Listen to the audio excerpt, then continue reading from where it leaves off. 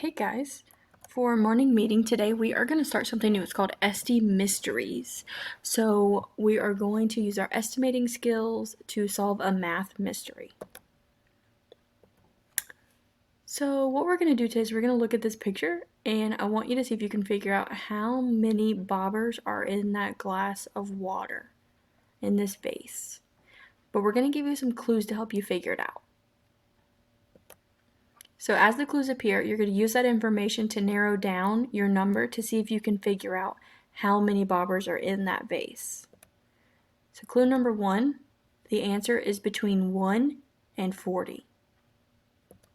Number 2, so between those numbers of 1 and 40, you can cross off the numbers that are part of this pattern.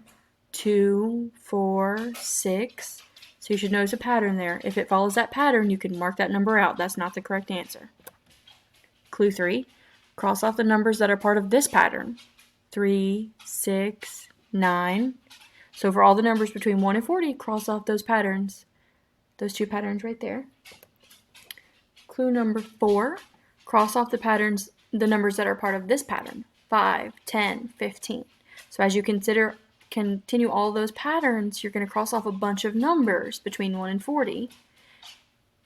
And the last clue is that one of the objects sank. In the picture, this one looks like it's down here. It has 3 colors. The answer does not include the digit 3. So once you narrow it down, you should be able to figure out what the answer is based on what numbers you have left. So if I were you, I would write out the numbers between 1 and 40. I'd cross off all the ones in this first pattern, cross off all the ones in the second pattern, and cross the ones off in the third pattern. And then it says the answer does not include the digit 3. So any numbers you have left, I'd cross out the digit 3. And the last one should give you enough information to figure out the answer. So I'm not going to reveal the answer. I want you guys to comment and tell me what you think the answer is.